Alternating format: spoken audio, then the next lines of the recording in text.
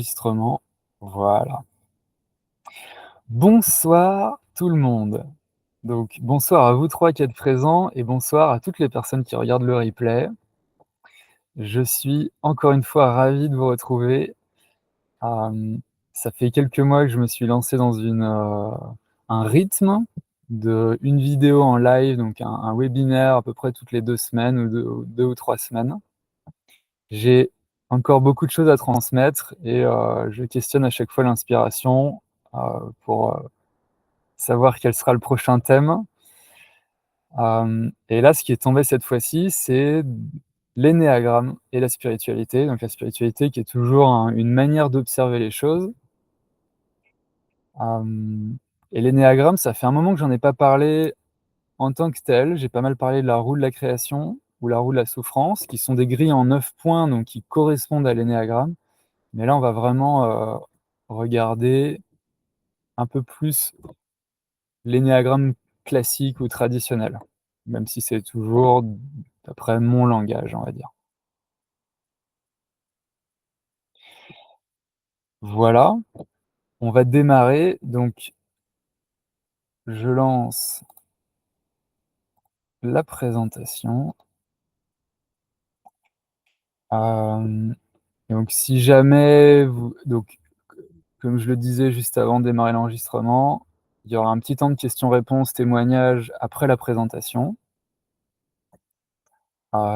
Si jamais il y a un souci, je sais pas moi, le son est enfin si la connexion est pas bonne ou si vous voilà, hésitez pas à utiliser le chat pour m'arrêter si jamais il y a un souci comme ça. Et sinon, je vous invite à garder vos questions de côté et puis, on en parlera après.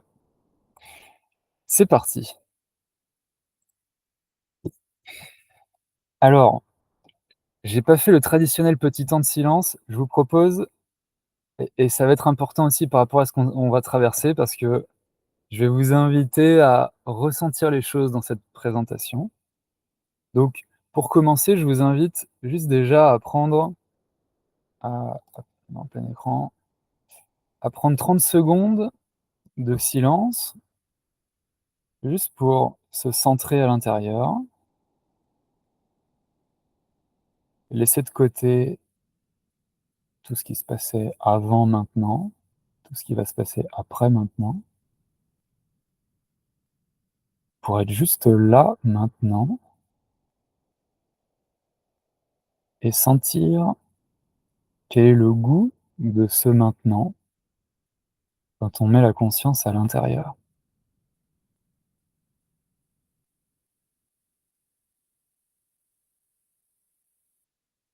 Si on en a envie, on peut prendre une grande inspiration,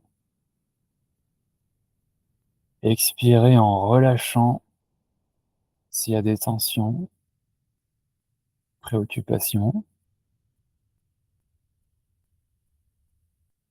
et juste sentir la paix de maintenant quand il n'y a que maintenant.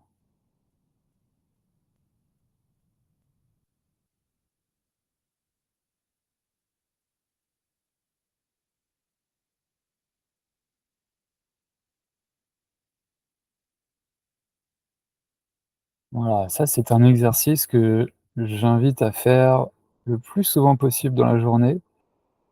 À chaque fois qu'on fait ça, comme si on se reconnectait à quelque chose de profond, dont on va parler beaucoup ce soir. Voilà, et on peut reprendre une grande inspiration et rouvrir les yeux devant cette page, cette première page, cette page de titre.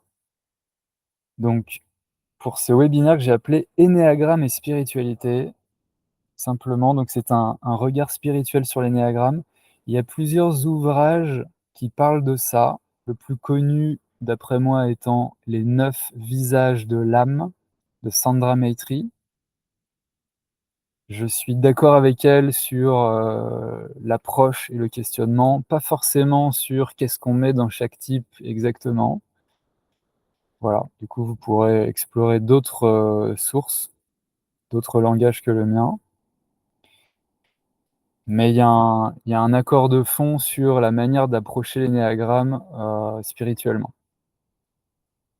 Et pour moi, ça parle d'abord donc quand on utilise l'énéagramme, certains font des croisements entre l'énéagramme et d'autres modèles comme le MBTI ou Processcom. Voilà, il y a plein de modèles de personnalité et s'il y a plusieurs modèles et pas un seul, c'est que chacun répond à une question particulière.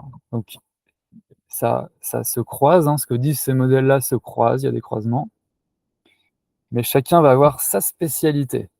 Et l'énéagramme est particulièrement profond et c'est pour ça qu'il s'approche facilement d'une manière spirituelle, parce que pour moi, la spécialité de l'énéagramme, c'est la tension existentielle et on va voir ensemble ce que ça veut dire. Donc l'idée, c'est de découvrir là ce que c'est, ce que j'entends par là, découvrir concrètement qu'est-ce que ça fait dans notre vie, qu'est-ce que ça peut faire. Donc je vais vous donner un peu des exemples. Et ensuite, on va voir, et ça c'est la partie qui peut être délicate si on n'a pas l'habitude, on va voir comment, en se reconnectant à une réalité spirituelle, c'est-à-dire quelque chose qui va au-delà de l'idée que je suis une personne, que je suis plus que ce que je crois être, en fonctionnant dans ce point de vue-là, je vais pouvoir vivre ma tension existentielle avec amour, plutôt qu'avec anxiété, tension, contrainte. Voilà. Un petit mot aussi sur mon titre. J'ai écrit ingénieur de l'existence et parfois quand je lis ça, ça me fait un peu waouh, peut-être prétentieux ou difficile à comprendre. Et en fait, j'ai pas de meilleur moyen de synthétiser. Ma passion à moi, c'est d'explorer quelle est la structure de l'existence, à la manière d'un ingénieur. Donc il y a quelque chose de mécanique dans l'existence. Comment est-ce que la conscience en vient à faire l'expérience qu'on fait tous, l'expérience d'être une personne qui vit des expériences dans un monde physique. Et ça, c'est structuré d'une certaine manière, en tout cas d'après mes découvertes, de mon point de vue. Et c'est ça que j'observe. Et j'observe aussi que quand on comprend comment l'existence est architecturée, comment ça fonctionne mécaniquement, eh ben, on peut devenir partenaire de l'existence, vivre notre vie en cohérence, en intelligence avec la manière dont c'est construit. Et ça change la vie, ça enchante la vie, ça défait bien des tensions. Donc ça, c'est ma passion en général et ce qu'on va voir ce soir, c'est un aspect du coup de ces recherches et de ce que j'ai pu trouver. Et j'en profite pour dire que c'est pas juste ce que moi je pense, c'est cohérent avec tous les maîtres, les guides, les enseignants, les messagers que j'ai pu trouver et qui partagent quelque chose qui m'a l'air cohérent, chacun dans son langage. Donc, pour moi, c'est quelque chose de cohérent que je vous livre à chaque fois. Simplement, c'est dans mon langage. Et c'est pour ça qu'on est plusieurs. Ça, il y a plusieurs langages et ça convient, du coup, à plusieurs personnes. C'est parti. Alors, petite diapo d'accroche ou d'introduction. Donc, déjà, pour vous dire un peu à quoi on va répondre ce soir. D'abord, qu'est-ce qu'une tension existentielle? Ça veut dire quoi? Ensuite, quelle est la mienne? Puisqu'on va voir qu'il y en a plusieurs. Qu'est-ce que ça produit dans le quotidien? C'est ce que je vous ai dit en fait juste avant. Qu'est-ce que ça produit dans le quotidien?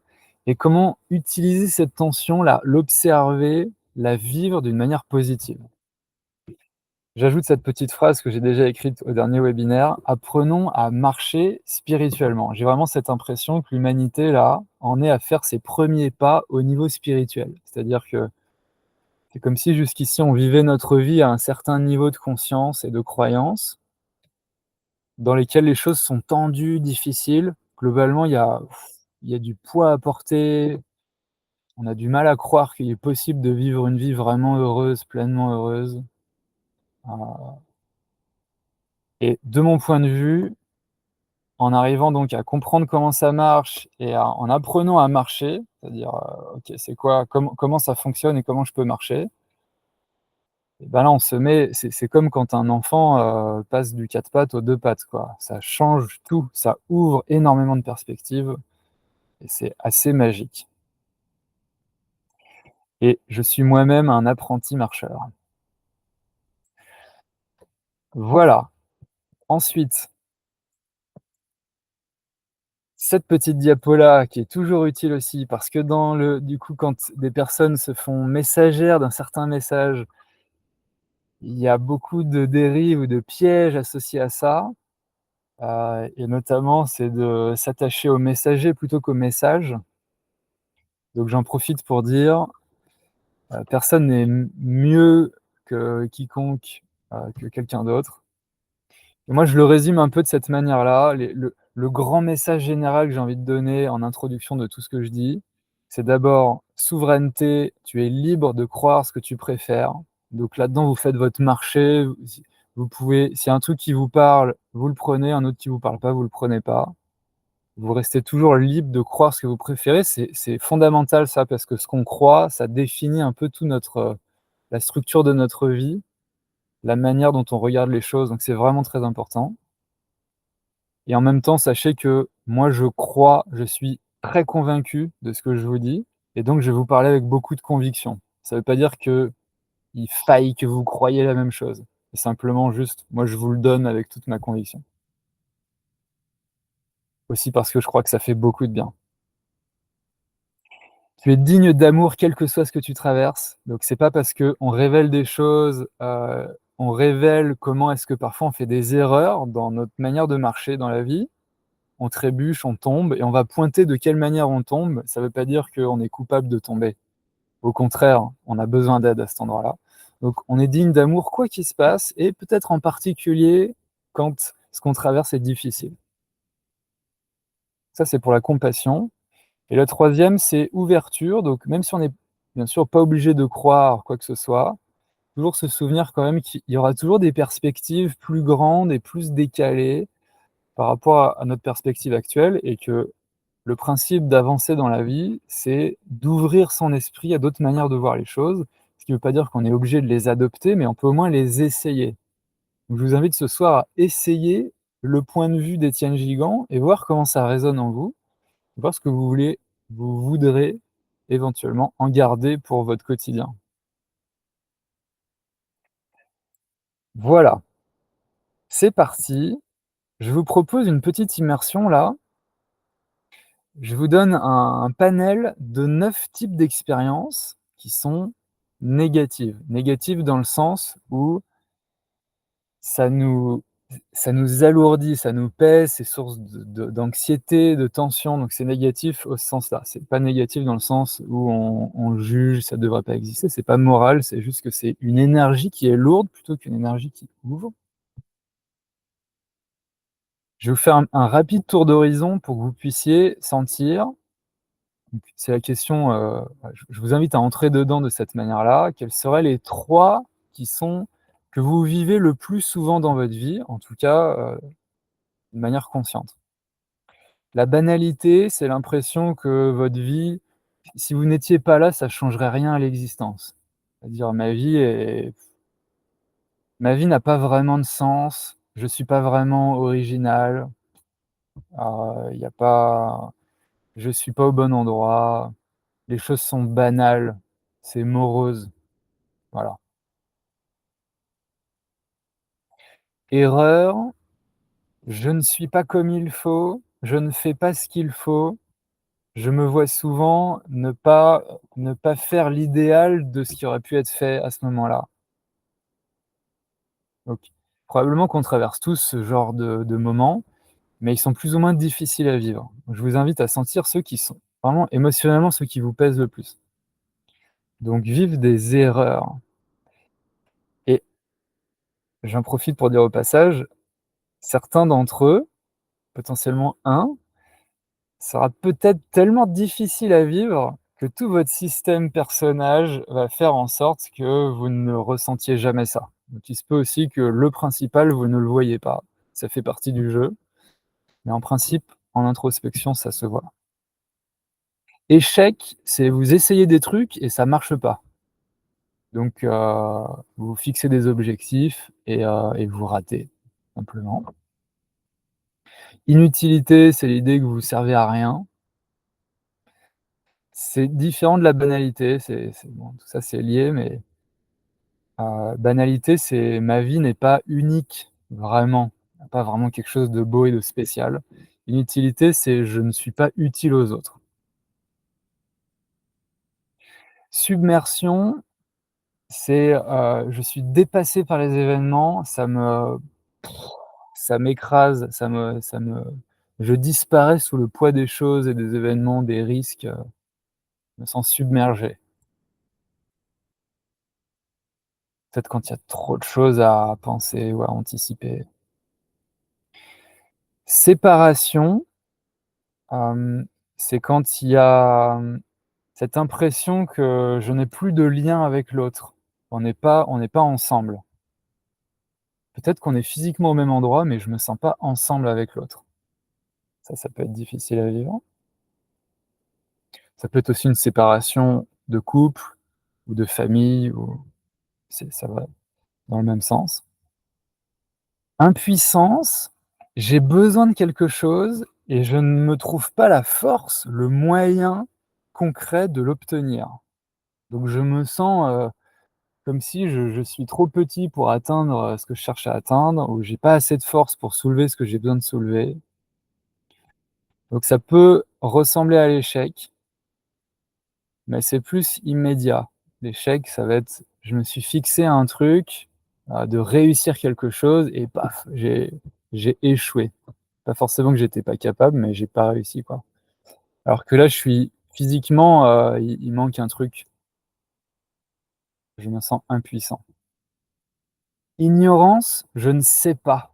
Je ne sais pas assez de choses. Une impression de manque au niveau mental, un vide mental, et l'impression que je devrais savoir, c'est dangereux de ne pas savoir. Et enfin, enfermement, et bah, c'est des situations où, je me sens coincé quelque part. Tout simplement, ça peut aller avec l'idée d'ennui, ennui, souffrance, je suis pas où j'aimerais être et je me sens coincé comme si j'étais retenu contre mon gré. Voilà. Il y a, bien sûr des ponts entre tout ça, mais c'est vraiment 9 aspects, c'est 9 facettes de ce qu'on pourrait appeler l'ombre ou la, la difficulté,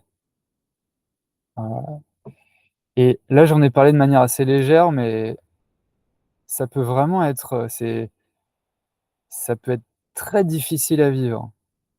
Au point qu'on met en œuvre des choses gigantesques pour ne jamais vivre ça ou, le vivre avec le moins de profondeur possible. Voilà, donc je vous laisse juste soit retenir les mots, soit les écrire,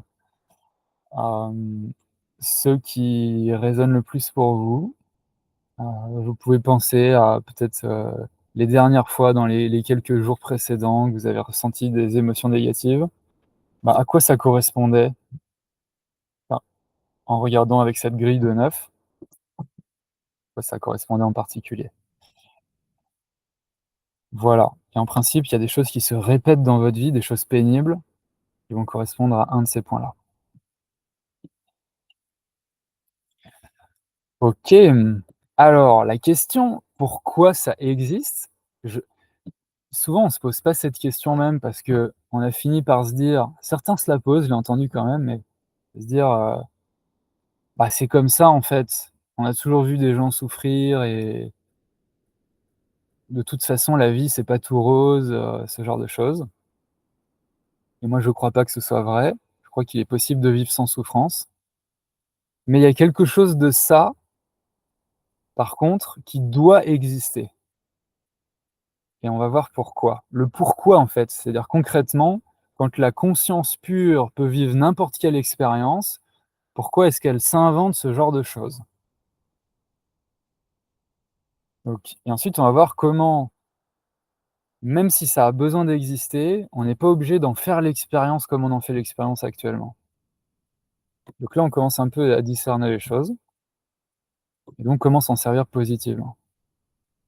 On peut utiliser positivement les choses négatives. C'est ça l'art de c'est une manière d'aborder l'art de marcher spirituellement. Utilisez positivement les expériences dites négatives. Alors, là, je vais faire un retour, même si les 2 derniers webinaires parlaient en plein de ce truc-là. Je vais faire une intro dessus parce que ce soir, on va observer les choses de ce point de vue-là et pour comprendre, pour pouvoir répondre aux questions que je viens de poser, il faut qu'on passe par là. Et donc la grande idée de la spiritualité, telle que j'en parle, mais telle que pour moi je vois aussi les autres en parler, même si c'est ma manière de le synthétiser, c'est ce ternaire-là. C'est passer de «je suis une personne» à «je suis un être» en 3 aspects: acteur, metteur en scène et personnage. Le langage le plus courant pour parler de ça, c'est âme, esprit et corps. On dit corps, âme, esprit, en général dans cet ordre-là. Moi, je dis personnage, acteur, metteur en scène. J'utilise la métaphore théâtrale ou du cinéma, donc le metteur en scène étant peut-être le réalisateur du film, parce que j'y trouve quelque chose de pédagogiquement intéressant et dans corps, âme, esprit, j'ai entendu, pas mal de confusion et de questionnements et je trouve que parfois c'est pas clair. Alors que là, notamment entre âme et esprit, c'est quoi la différence? Alors qu'entre acteur et metteur en scène, je trouve que la distinction est plus facile. Voilà. J'en parle, je fais une petite intro en quelques mots. L'idée, c'est que le personnage, c'est ce qu'on se sent être. On dit chacun quand on se présente, on dit: «Je suis Étienne Gigant, je suis une personne et je suis une personne qui est comme ci, comme ça, qui fait ci et ça dans la vie, et voilà, la forme de ce que je suis». Mais ça, l'idée donc de la spiritualité, c'est que ça, ce n'est qu'une apparence. Ce que nous sommes vraiment, c'est la conscience qui fait l'expérience de la vie en tant que ce personnage, en tant que cette personne. Et c'est là que la métaphore théâtrale est intéressante, c'est que si vous êtes dans une impro théâtrale et vous êtes pleinement plongé dans un personnage et il se passe des choses, et à un moment donné, vous vous arrêtez et juste vous vous souvenez qu'en fait, vous n'êtes pas vraiment le personnage que vous êtes en train de jouer, vous êtes un acteur qui joue un personnage. Cette distinction-là, je ne suis pas une personne, je suis un acteur qui joue un personnage. Ça, c'est l'essentiel de la spiritualité et dans cette distinction se trouve la résolution de tous nos problèmes fondamentaux. Reste à dire comment et c'est ça que je fais dans ces webinaires, en gros. Et donc l'idée, c'est que en tant qu'acteur, c'est comme si, en tant qu'acteur, je peux vivre n'importe quelle expérience, je peux entrer dans n'importe quel personnage, dans n'importe quel décor pour vivre n'importe quoi. C'est du coup comme du blanc. Le blanc, il contient toutes les couleurs et vous voyez, il a pas de contour, en fait. Cet acteur, il est illimité. Même si je le considère ici individuel, OK? On est chacun un acteur, mais c'est comme si c'était le blanc général qui s'individualise. Du coup, ça n'a pas de sens sans le personnage, parce que c'est par le personnage qui s'individualise. Mais voilà, on va considérer l'acteur qu'il est individuel et c'est comme si par son désir de vivre une certaine expérience. Attendez, je vous mets juste ce petit mot-là. Quel est le but du jeu? Puisqu'il s'agit d'un jeu spirituel. Le but du jeu, c'est de vivre le processus de se recréer soi-même dans l'expérience. Donc imaginez que vous êtes un acteur et vous savez que vous êtes le tout, illimité. C'est énorme, c'est magnifique, c'est splendide, mais ça n'est pas vécu dans l'expérience parce que vous n'avez pas de relation possible puisque vous êtes tout. Et donc, l'idée, c'est de faire une expérience à la fois. Et comment on fait quand on est tout pour faire une expérience à la fois? Eh ben, on va tracer des contours à nous-mêmes. Et ça, c'est le rôle du metteur en scène. C'est le pinceau et le crayon qui vont mettre du noir, qui vont tracer une silhouette à l'intérieur de l'acteur pour former un personnage. Et donc, ce qu'on appelle l'ego ou le personnage, c'est le noir qui qui qui est un contour pour le blanc, qui lui donne sa silhouette et qui permet au blanc, donc à l'acteur, de se voir et de se connaître lui-même en tant que quelque chose de particulier et d'agir à partir de là, de se voir agir. et ça permet donc à l'acteur de recréer son identité véritable, donc qui a certaines caractéristiques, c'est et qu'on va voir ensemble en fait, donc je vais pas les détailler maintenant. L'idée, c'est d'aller les vivre depuis un point de vue restreint, limité, avec un contour, et donc dans un monde physique et relationnel où on va rencontrer d'autres acteurs à travers d'autres personnages et il va se jouer des choses entre nous. Et ça nous donne l'occasion d'exprimer ce qu'on est depuis un point de vue particulier, plutôt que depuis partout, puisque l'acteur, il est partout puisqu'il a pas de limite. Donc ça, c'est vraiment la base. Ça dit pas, on pourrait aller dans le détail de comment ça se joue. Le metteur en scène, en fait, c'est comment il travaille et ensuite, quelle est la relation personnage-metteur en scène, personnage-acteur, acteur-metteur en scène. C'est pas le sujet de ce soir. Ce soir, on va regarder le lien entre l'acteur et le personnage en particulier. Et plus particulièrement, le lien dans le personnage entre le blanc, qui est l'acteur, et le noir, qui est l'ombre. On va regarder ça dans un instant. Je vous propose maintenant juste une petite expérience, c'est que si ce que je vous dis, c'est vrai, ça veut dire que quand vous mettez la conscience à l'intérieur de vous, de ce que vous vous sentez être, c'est-à-dire de la personne, du personnage que vous êtes, vous devriez pouvoir sentir en profondeur l'acteur. C'est un peu c'est l'énergie qui anime la personne, le personnage. C'est la conscience qui est derrière l'expérience, la forme, les pensées, qui je suis, qu'est-ce que je fais dans la vie. Il y a quelque chose derrière ça, en amont, qui observe tout ça de manière neutre et qui apprécie toutes les expériences. En principe, si c'est vrai, quand on regarde à l'intérieur, on doit pouvoir le sentir ça. Donc si vous vous imaginez là, juste quelques instants, qu'au lieu d'être ce que vous vous voyez être dans vos expériences quotidiennes, vous êtes en fait l'énergie vitale qui anime cette personne. Donc derrière tout le mental et les préoccupations, toutes les histoires que vous vivez, le personnage, il est pris dans les histoires. L'acteur, il est pas dans l'histoire. Il vient faire l'expérience d'une histoire, mais il vient d'avant l'histoire et il existera après l'histoire. C'est un endroit qui est très paisible et très, j'allais dire, consistant. Et si on n'a pas l'habitude d'aller le sentir, il se peut que ce soit difficile. Et pour moi, c'est la transformation majeure de l'humanité actuelle, c'est qu'on apprend à ressentir ça et à fonctionner avec. Donc il se peut que vous ne sentiez pas encore, ça ne veut pas dire que ça n'existe pas, ça veut dire que ça peut demander de s'y prêter plusieurs fois avant de le sentir. Et de mon point de vue, je garantis que si vous faites ça assez régulièrement, au moins une fois par jour,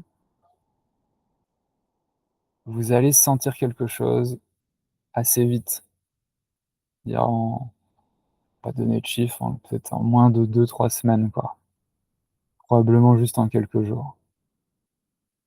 Et peut-être déjà maintenant. C'est comme si c'était l'œil au fond de vous qui est calme, stable et qui juste accueille toutes les expériences qui sont vécues. Ça, c'est la source de nous-mêmes. C'est ce qu'on a de plus précieux parce que là-dedans, il y a tout en potentiel. Donc tout ce dont le personnage pourrait avoir besoin est contenu là, dans cette source, dans le blanc en fait. Et je vous invite à rouvrir les yeux. Il y a, quelque chose qui est un peu, peut-être un peu piégeux, c'est que quand on est très identifié à la personne, au personnage, donc au contour noir, on peut avoir l'impression que le blanc à l'intérieur, symboliquement, c'est ce dont je vous parlais à l'intérieur de soi. C'est en fait le vide. C'est-à-dire si j'éteins mon mental et le contrôle de l'histoire telle que je la vis, si j'éteins le monde du personnage, c'est vide, c'est le néant. Ça, c'est le point de vue du noir. Depuis le noir, le blanc, c'est le néant. Et moi, je vous dis que, vu depuis le blanc, c'est le contraire. En fait, le blanc, c'est la plénitude. Le blanc, c'est toutes les couleurs. Et le noir, c'est aucune couleur. En fait, c'est le contour qui est le néant. Le personnage, il est fictif. Mais comme on l'investit de notre énergie, ben, on lui donne une consistance.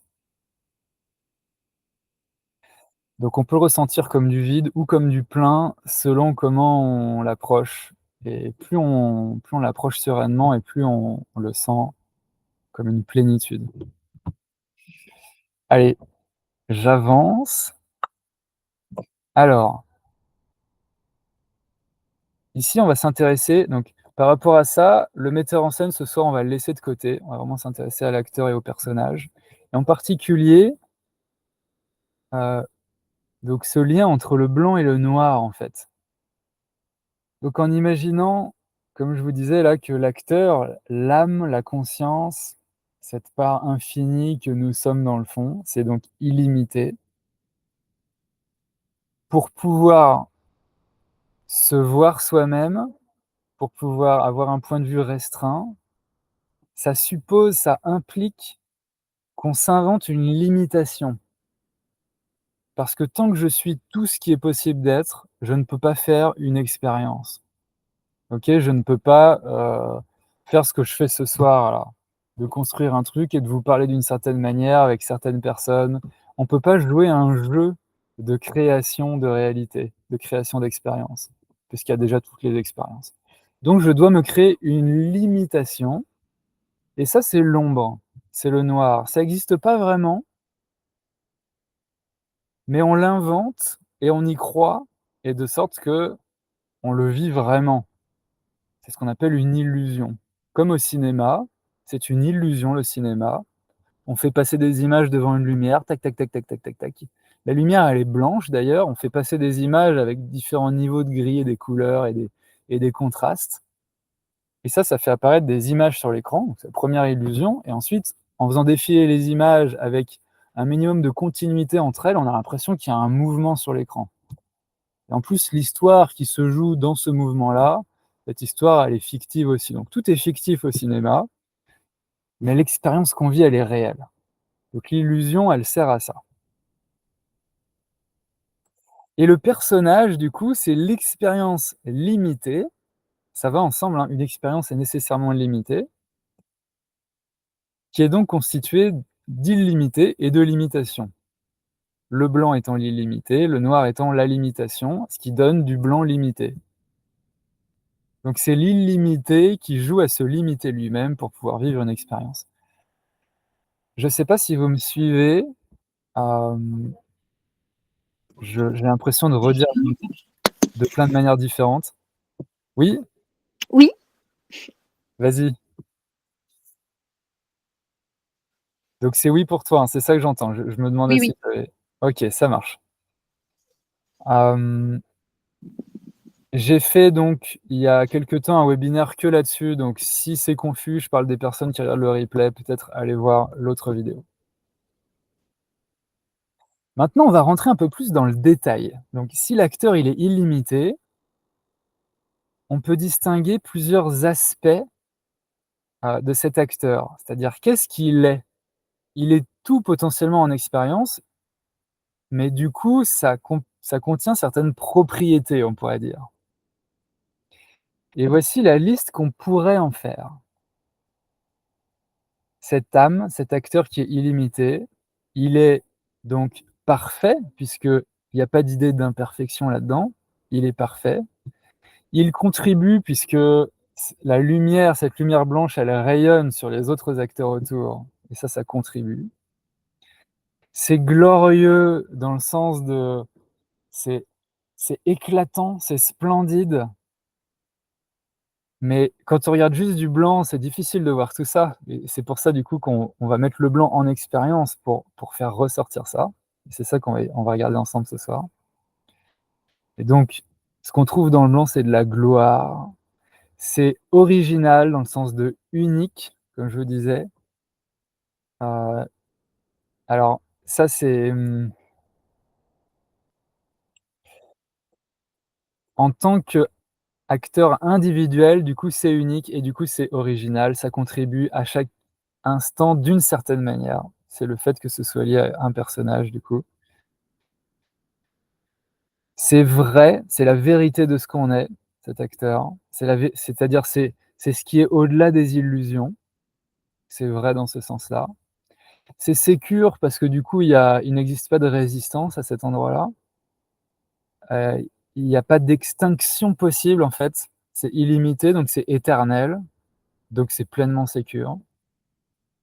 C'est libre, toujours parce qu'il n'y a pas de résistance en fait, donc ça fait ce que ça veut.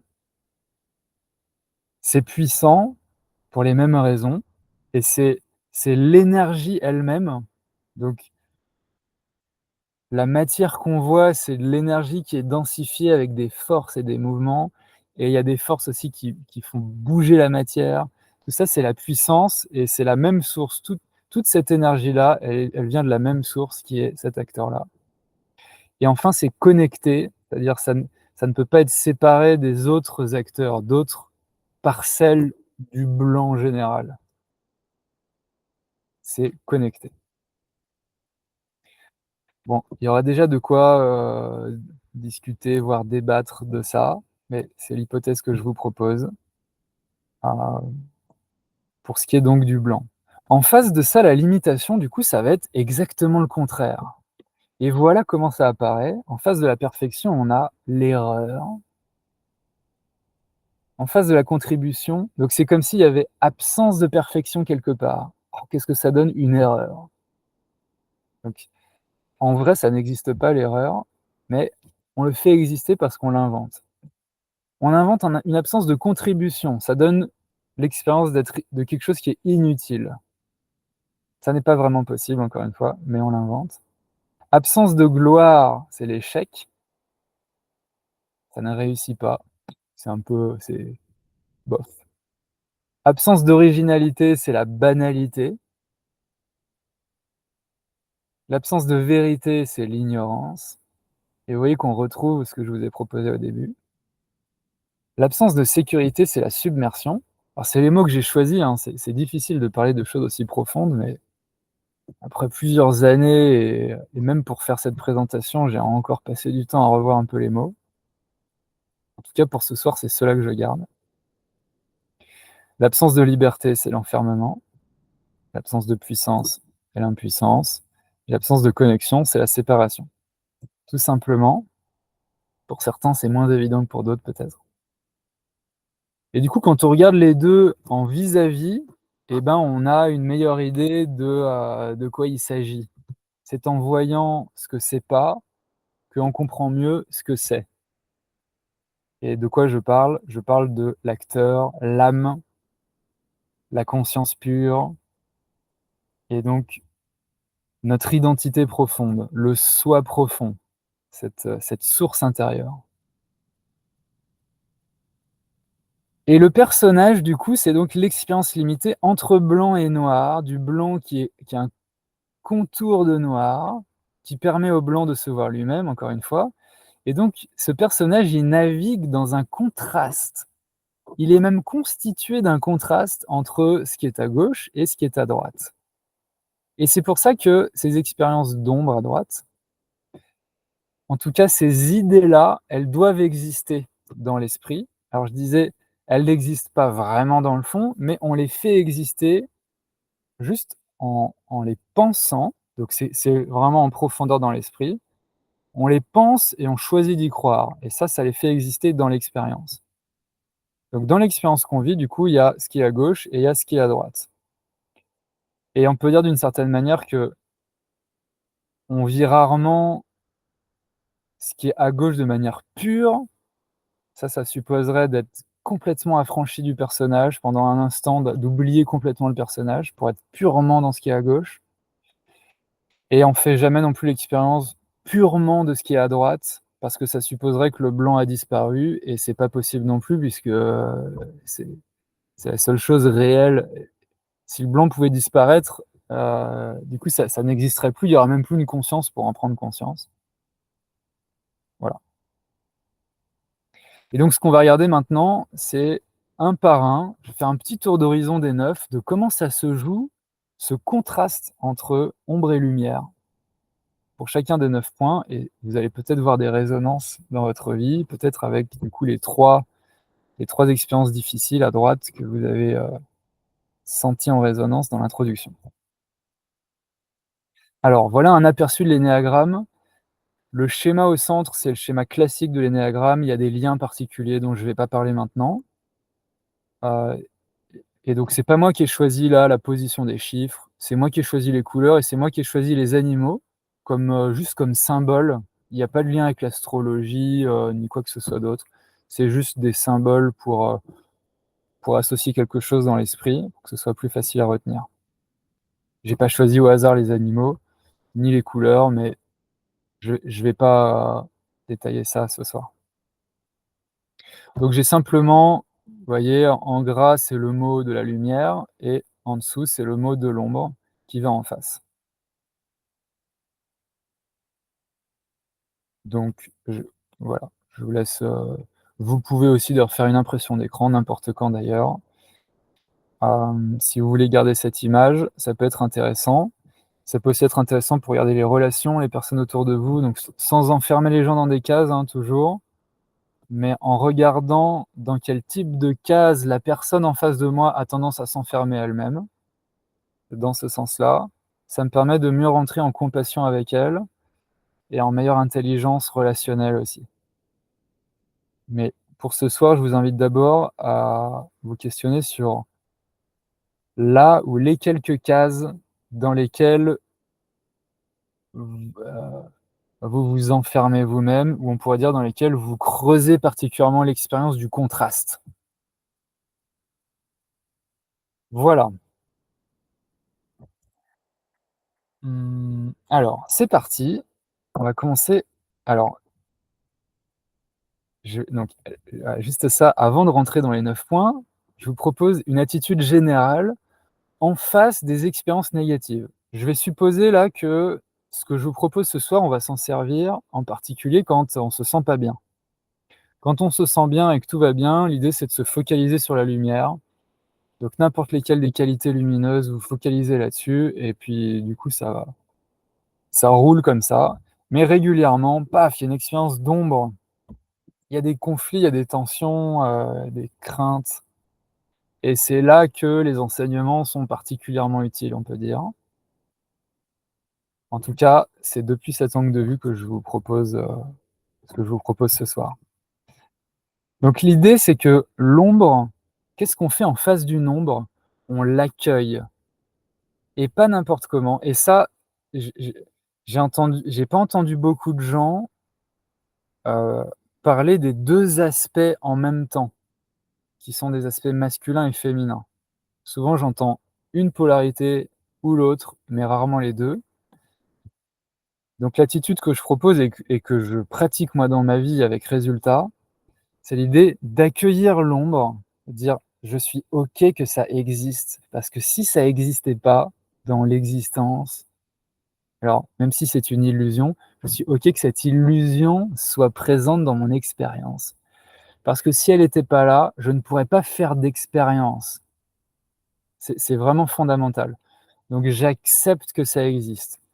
Je ne condamne pas cette tension, cette émotion négative, je l'accueille. Mais si je ne fais que l'accueillir en disant: «Ah bah oui» et je crois ce qu'elle me dit, cette expérience, elle me dit: «Voilà, ma vie, c'est de la merde, c'est foutu, ça n'a aucun sens», par exemple, et ben, je vais l'entretenir et je vais m'enfoncer dedans. Donc en même temps, il faut que je garde la conscience du blanc qui dit: «Je me souviens que c'est une illusion. J'accepte qu'elle existe cette illusion et que ça génère cette expérience-là. Je l'embrasse, mais je n'oublie pas que c'est une illusion». Donc je ne crois pas au message, le message que vient me dire la voix dans ma tête qui me dit: «Je sers à rien dans la vie», ça n'est pas possible, donc je n'y crois pas. mais j'entends, OK, cette expérience me dit: «Je sers à rien dans la vie» et voilà quel goût ça fait. Ah, OK, j'accueille ça et j'accueille d'autant plus facilement que je ne crois pas vraiment à son message parce que si j'y crois, je suis vraiment désespéré et si je me contente de dire: «Non, c'est une illusion, ça n'existe pas» et ben, cette expérience-là va être reniée par cette attitude et du coup, elle va prendre de l'ampleur à l'intérieur en tant qu'ombre. Donc c'est très important aussi d'accueillir. Vraiment les 2 sont aussi importants l'un que l'autre et se renforcent mutuellement. Une petite métaphore pour ça, c'est quand vous avez un enfant qui vous dit: «Il y a un crocodile dans le placard». En tant que parent, il y a une attitude qui regroupe ces 2 choses-là et qui fonctionne et si on oublie l'un des 2, ça ne fonctionne pas. Si vous arrivez face à l'enfant et que vous dites: «N'importe quoi, il y a pas de crocodile dans le placard, arrête tes simagrées», il va probablement, ça va faire grossir la tension à l'intérieur parce qu'il va se dire: «Moi, c'est consistant dans mon expérience, il y a un crocodile, je le sais, c'est présent dans mon esprit, j'ai peur et c'est là, quoi. Cette expérience, elle est là. Si je la renie, ça va pas fonctionner» et d'un autre côté, si je me mets à avoir peur avec lui du crocodile dans le placard et ben, on n'est pas avancé, OK?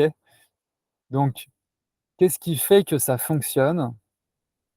C'est que je vais être capable et ça, c'est ce qui se passe en nous-mêmes, hein. Je suis capable de venir embrasser l'ombre. Alors, en l'occurrence, c'est l'enfant qui se sent pris dans une ombre. Du coup, j'embrasse tout ça d'un coup. J'embrasse l'enfant et l'ombre dans laquelle il se sent et je l'embrasse en tant que lumière, qui sait qu'elle est lumière. Je sais que je suis le parent, j'ai l'esprit lucide et ça me permet de venir consoler l'enfant. Dans cette diapo-là, alors je termine ici. Du coup, le blanc, il est à la fois à l'intérieur de l'ombre et en même temps, il est plus large puisqu'il est illimité. Et donc, j'embrasse l'ombre en tant que la lumière. Cette diapo-là, elle contient la clé de toutes les guérisons. Si on pouvait apprendre à maîtriser cet équilibre et approcher toutes nos blessures avec ça et toutes les blessures des autres aussi, si on a envie de les aider, si c'est pertinent, ça en fait, ça résout les choses. Et je crois même pouvoir dire, quand on fait pas ça, ça résout pas. On n'est pas obligé de penser les choses de cette manière-là, dans ce langage-là, mais quand la guérison fonctionne, c'est qu'on a fait ça, d'après moi.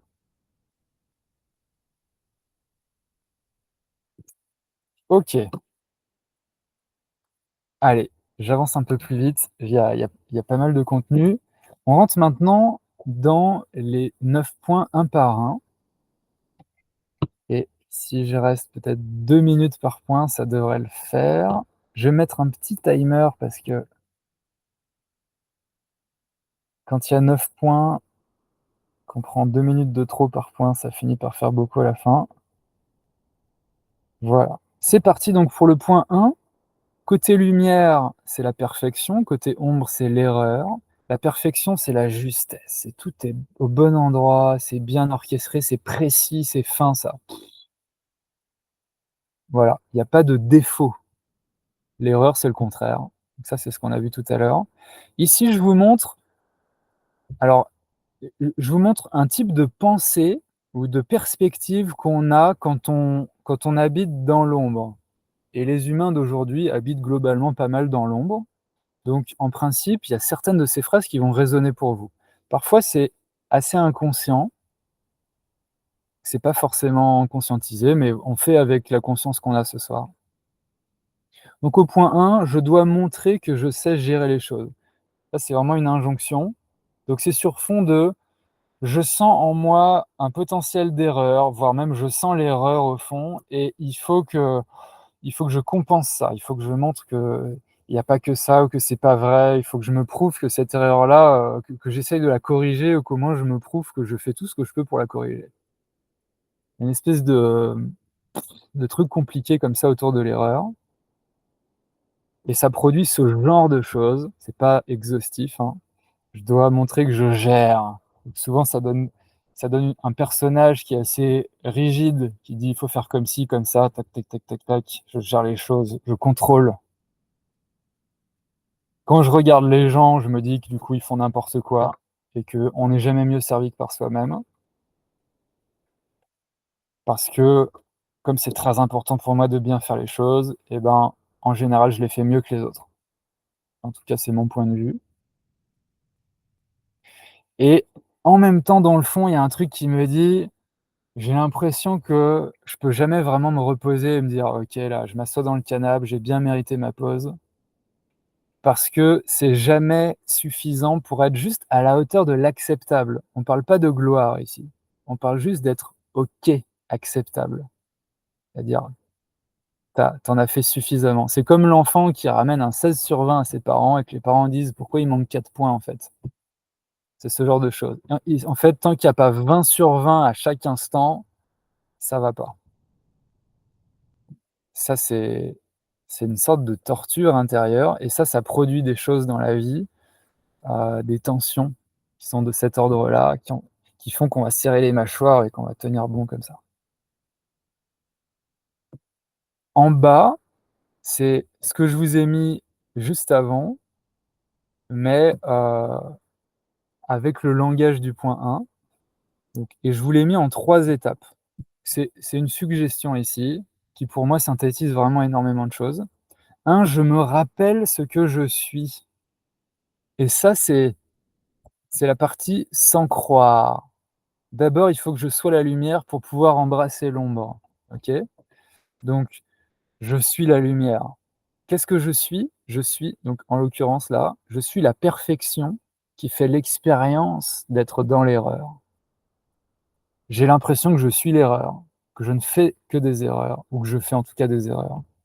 C'est une illusion. Je suis la perfection et j'utilise cette perfection pour générer une expérience d'erreur qui, en tant qu'expérience, est parfaite. L'expérience qui se produit maintenant, elle est parfaite en tant qu'expérience. C'est comme si je l'avais designé et ce design, il est parfait. Si j'avais voulu sculpter un tas d'ordures et que je mets 2 semaines à façonner un tas d'ordures, ce tas d'ordures, il est parfait. Mais c'est une perspective. 2, j'embrasse l'ombre, j'accepte l'existence de cette expérience et ça contient l'idée d'accepter de sentir le sentiment. Il y a un truc qui vient avec, souvent c'est de la colère au point 1, c'est pas comme je veux, c'est pas comme il faut.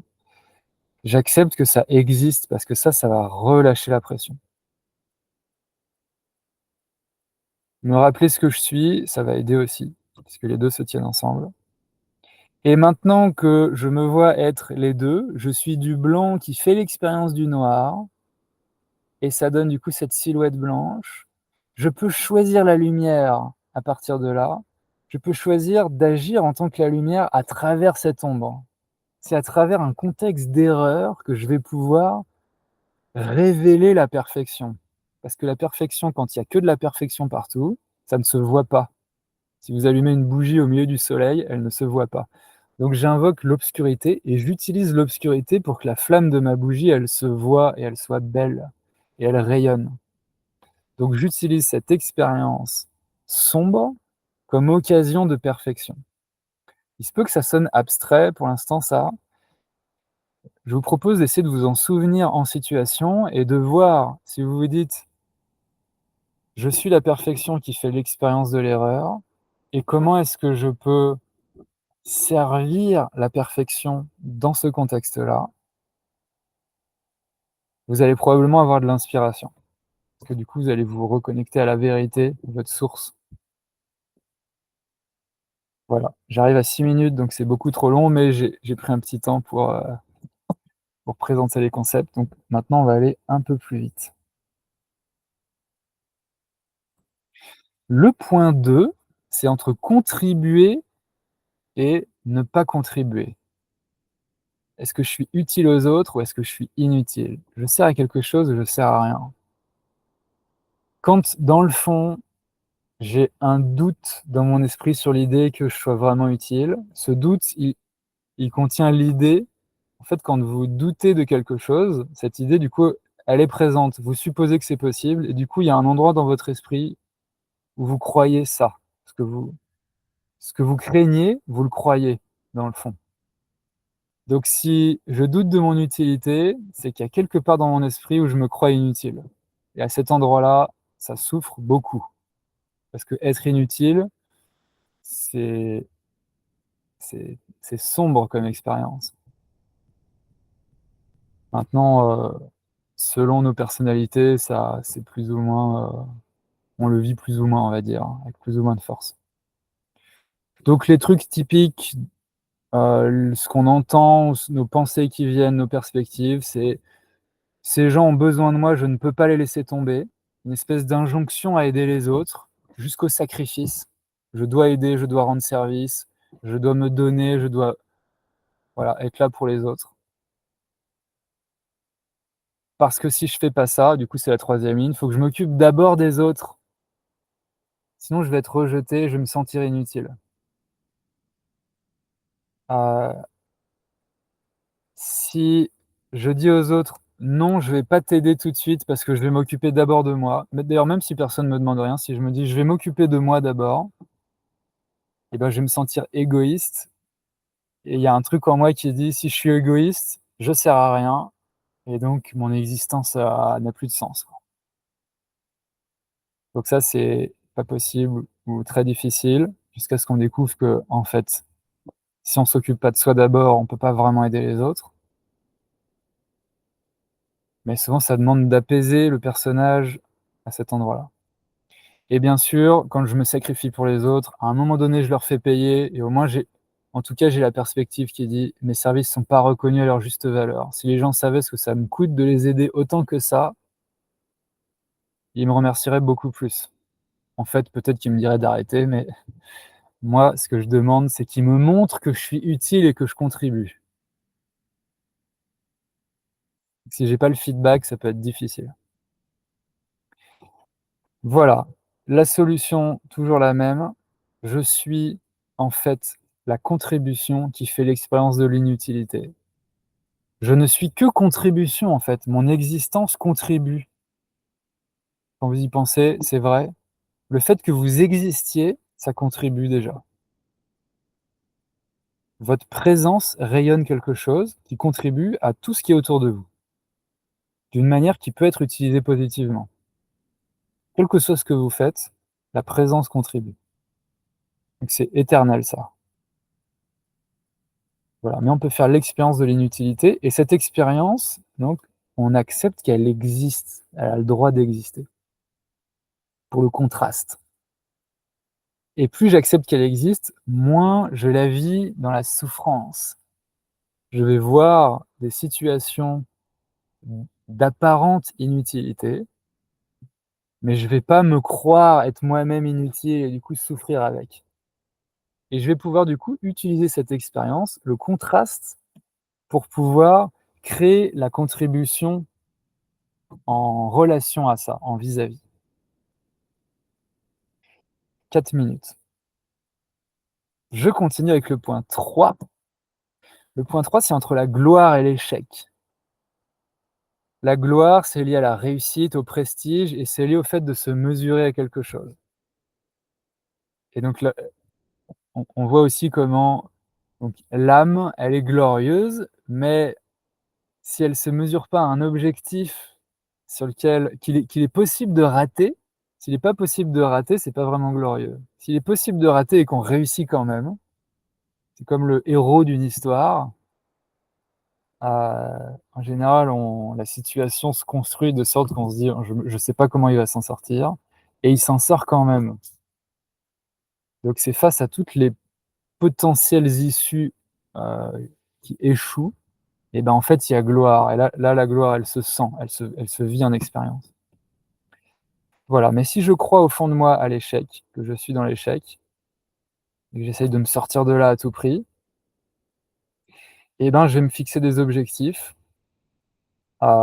qui me plaisent pas forcément d'ailleurs, en général qui plaisent à d'autres personnes, parce que j'ai besoin que les autres voient ma gloire, me reconnaissent un minimum de prestige chez moi, pour que je puisse, me rassurer moi-même. Donc je dois être efficace et relever mes objectifs. Donc souvent c'est un type de personnage, de personne qui est très actif, très énergique, très efficace et dans l'optimisation des dépenses d'énergie. Il y a l'idée aussi que ceux qui n'accomplissent rien de notable, ça doit être visible, sont des losers et c'est pour ça que je dois, moi, accomplir des choses notables, selon heu, les critères qui sont admirés dans la famille où j'ai grandi, peut-être, dans le contexte social dans lequel je suis.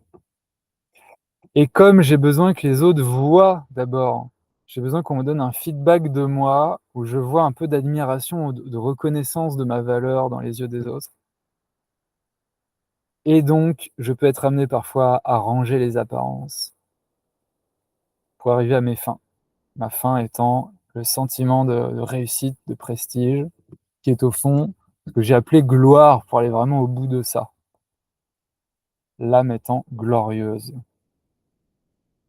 Donc pas d'une manière condescendante, hein, c'est pas gloire, je suis mieux que vous, baisez-moi les pieds. C'est juste gloire, genre, c'est glorieux, c'est magnifique, voilà. Et tout est magnifique, toutes les choses dans le blanc, tout est aussi magnifique, les choses sont aussi magnifiques les unes que les autres. Mais en tout cas, voilà, en soi, c'est magnifique. Hem et donc l'idée justement, c'est de sortir de la compétition avec les autres pour être mieux que les autres, réussir mieux que les autres. Je suis sur le podium, sur la première place et vous, vous êtes en dessous. Mais plutôt d'être glorieux en disant: «Je me suis fixé tel défi et je l'ai relevé». Voilà. Là, c'est une gloire qui n'est pas compétitive par rapport aux autres. Donc toujours pareil, je suis la gloire qui fait l'expérience de l'échec. J'accepte l'existence de l'échec. J'embrasse, je lui fais un gros câlin quand elle est là. Je lui fais un gros câlin et quand elle est un peu apaisée, en me souvenant que je suis la gloire qui fait un câlin à l'échec, je suis la gloire qui fait un câlin à l'échec, je peux utiliser cette expérience pour créer une expérience de gloire à travers ça. En fait, faire un câlin à une expérience, c'est déjà glorieux. Vous voyez? Quand ça contribue, c'est parfait, c'est glorieux, c'est toutes les quand le blanc embrasse le noir, il témoigne de ce qu'il est et ça, on peut focaliser l'esprit dessus pour le ressentir encore plus et là, on utilise positivement l'expérience négative. Je continue avec le 4. Le 4, c'est entre ma vie est unique, magnifique, originale, elle a son propre parfum, même en tant qu'âme, hein, j'ai un parfum d'âme, même derrière, tous les personnages que je peux vivre, il y a une signature qui est moi et d'ailleurs s'il y avait pas ça, donc ça fait débat parfois cette idée-là, mais s'il y avait pas une signature unique dans ma conscience, je saurais pas que c'est toujours moi. Donc il y a quelque chose en moi qui est unique et qui fait qu'à travers toutes mes expériences de vie et toutes mes vies,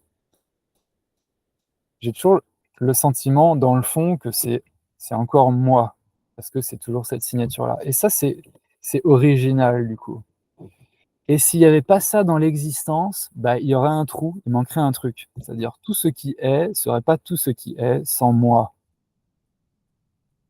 Ça, c'est l'idée qu'on perd au point 4 dans l'expérience de l'ombre du point 4 et on n'est pas obligé d'y rester encore une fois, mais aujourd'hui, en général, on traverse ça et donc je me sens et je me crois banal. Je me crois non original, non unique. Mon existence n'a pas un sens particulier. Ma vie sert à rien, voilà. Sert à rien en termes d'existence, pas encore en termes de contribution aux autres. Et donc les pensées qui peuvent venir, les expériences un peu typiques, c'est: «Il manque toujours quelque chose à ma vie». Hem, Parce que la banalité, c'est une sorte de fadeur, c'est un truc un peu morose où on se dit: «En fait, c'est comme s'il manquait les épices dans le plat». C'est ah! Et du coup, je vais me dire: «Si j'avais ça, si j'étais en couple avec tel genre de personne, si je vivais p dans tel pays, là, ma vie aurait le goût qu'elle est censée avoir». Parce que je me suis coupé du goût qu'il y a qui n'a jamais pu cesser d'exister, mais je m'en suis coupé pour l'expérience. Ensuite, quand je regarde les gens, je vais me dire qu'ils se contentent de vie ordinaire et à la fois je les envie parce que moi je souffre d'avoir toujours besoin d'autre chose, d'être dans ce sentiment de manque et en même temps je les plains parce que du coup ça a l'air vachement banal et moi j'ai pas envie en fait j'ai même pas envie de me faire une vie aussi, banale, fade. Pas envie d'apprendre à aimer le riz blanc sans épices, quoi. Voilà et donc avec ça, il y a aussi l'idée que je dois vivre des choses impressionnantes pour me sentir exister. Donc souvent, donc les personnes en 4 vont chercher des expériences qui sont émotionnellement fortes, du coup avec une tendance à théâtraliser les choses pour pouvoir sentir en fait le piquant de l'existence au niveau sentimental, au niveau connexion à soi. Parce que quand on est connecté à notre âme, à notre source, au blanc, quand on est connecté au blanc à l'intérieur du personnage, c'est tout sauf banal. C'est un feu d'artifice et au point 4, quelque part, on le sait et donc on recherche ça, mais on a tendance à le rechercher à travers des artifices.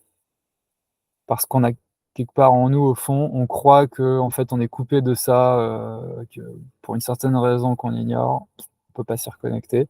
Du coup, on va le chercher à travers, tout ce qu'on peut dans le monde extérieur et notamment du drame. Voilà, donc ici, ça se résout, ça cesse d'être souffrant, encore une fois, quand on passe par ces 3 étapes. Au moins la première, au moins les 2 premières, on pourrait dire. Donc d'abord, je me souviens que je suis l'originalité elle-même, je suis je suis unique, nécessairement et mon existence a un sens en elle-même et je fais l'expérience d'une banalité, d'un vide de sens. J'accepte l'existence de cette expérience. Tiens, je constate un vide de sens. Ce n'est qu'une expérience qui passe. Ça ne peut pas être réel parce que ça n'a pas de sens. Mais je la vis comme si c'était réel et j'accepte ça. Je l'embrasse et je peux essayer de l'embrasser d'une manière originale. Là, c'est la troisième. J'utilise cette expérience comme occasion d'être original, de créer l'originalité, de me sentir unique dans ma manière de vivre l'expérience de banalité. Et là, vous voyez, vous transcendez. À chaque fois, c'est la même chose, hein, mais là, je l'exprime en 4. On transcende, cette souffrance-là.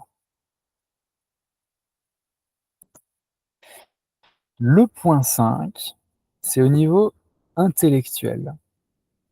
C'est entre la vérité et l'ignorance. L'ignorance, on pourrait dire aussi confusion. C'est quand, vous c'est la différence entre, vous lisez un bouquin qui vous parle bien et vous comprenez bien les choses, ou ce soir, comme j'espère que c'est le cas, où ça fait sens, les idées sont cohérentes, elles se construisent ensemble et vous avez l'impression qu'il y a une consistance là, ça se tient bien, OK. C'est comme si vous mangez un truc qui est consistant, quoi. Le contraire de ça, c'est ça vous suivez une idée, pouf, ça tombe sur un: «Bah non, en fait, ça n'a pas de sens» et vous tournez en rond, vous revenez en arrière et ça, c'est un sentiment de désordre intellectuel, de confusion et finalement de vide et ça peut être très difficile à vivre. Au point 5, c'est ce qui est, donc probablement si on vivait à cet endroit-là de vide intellectuel, de il il n'existe pas de sens au niveau intellectuel. C'est difficile à vivre ça et au point 5, c'est un peu ce qu'il y a dans le fond de l'ego du personnage. Le contour du personnage, c'est ça, c'est cette ombre-là. Ça donne: je dois préserver mon énergie et mon indépendance. Donc souvent des personnes qui mettent pas mal de distance, notamment au niveau émotionnel, parce que les émotions et l'énergie et la dépendance au monde physique, et ben, c'est ça qui a tendance à nous brouiller l'esprit. Et ça va du coup avec l'idée aussi que les gens sont bruyants et envahissants. Il y a souvent un sentiment d'être envahi par le monde et les bruits, là où on a envie de calme pour pouvoir juste poser nos pensées en fait, c'est savoir savoir ce qu'on pense, pour sentir cette consistance mentale.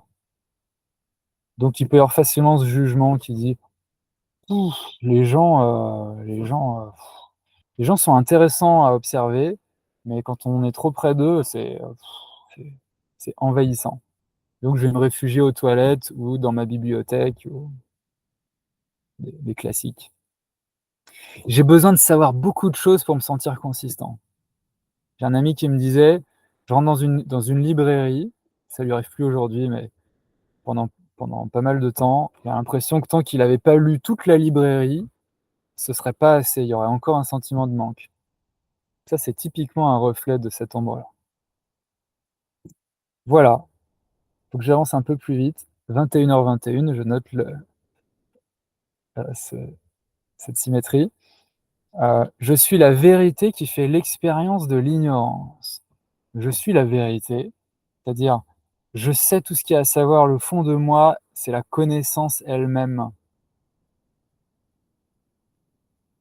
Donc l'ignorance est pas possible vraiment. Mais je me suis plongé dans une expérience d'ignorance. J'accepte l'existence de cette expérience, je l'embrasse et je viens rencontrer, observer, analyser peut-être l'expérience de l'ignorance depuis le point de vue du coup de la connaissance.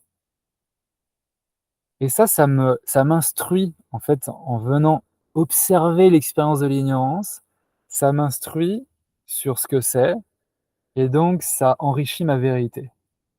Et là, on transcende l'expérience. Le 6. Le 6, c'est entre tout va bien et c'est super risqué. Tout va bien et je je suis submergé, heu, par alors soit par le problème direct, mais en général, en fait, on est rarement submergé par, le toit qui nous tombe sur la tête, le ciel. On est submergé par tout ce qu'on croit qu'on a besoin d'anticiper pour être en sécurité. Et parce qu'on croit du coup que c'est en fait, on pourrait succomber sous, le poids des dangers,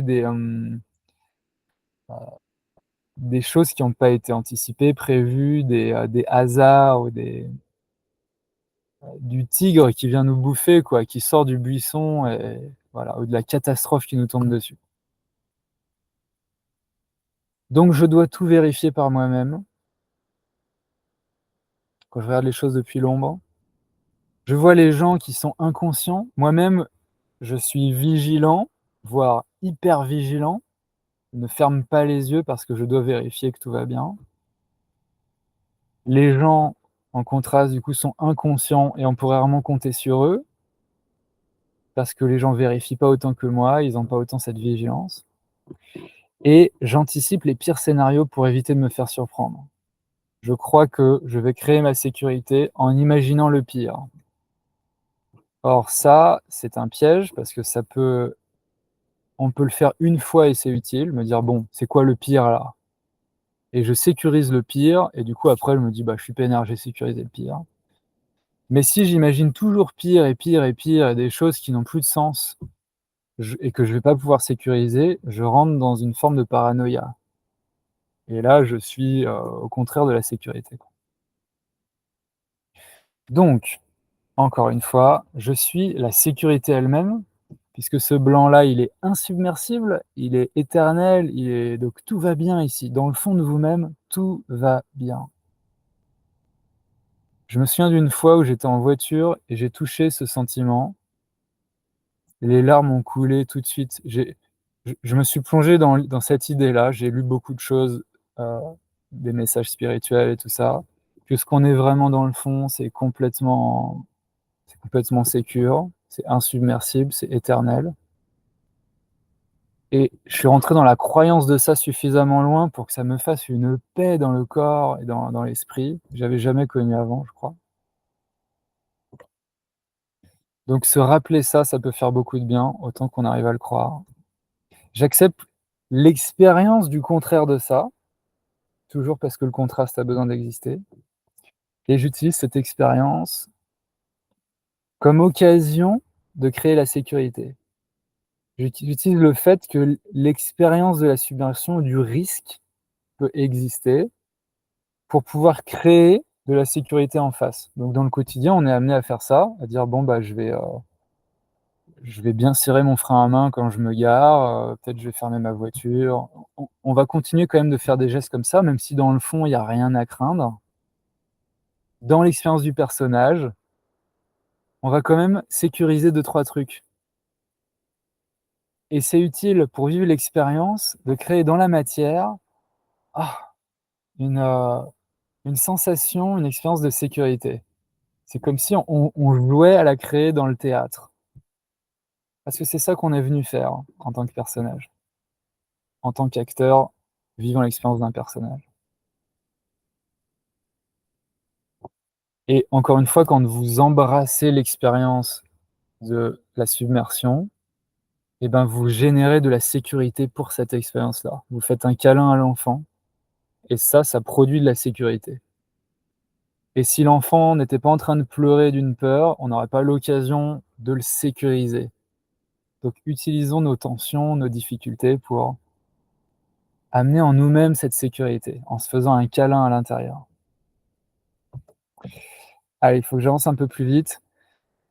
Le point 7, je suis libre ou bien je suis restreint, limité, contraint, conditionné par mon contexte. Ah, et je peux pas faire ce que je veux. Si je crois ça, comme c'est souvent le cas, je peux rentrer, si mon personnage cherche à se défendre de cet état-là, il va se dire qu'il faut que je reste en mouvement parce que cesser de bouger, c'est potentiellement pouf, être attrapé comme dans un piège. Donc souvent, c'est des personnes qui bougent beaucoup, qui font plein d'expériences différentes. C'est des vies qui sont très riches, très diversifiées et ça peut être très fun, hein, c'est aussi positif ça. Mais souvent si quand on s'arrête, on sent l'anxiété qui vient, ça signifie que le mouvement, c'est aussi un mouvement de fuite et ça, c'est le danger du point 7.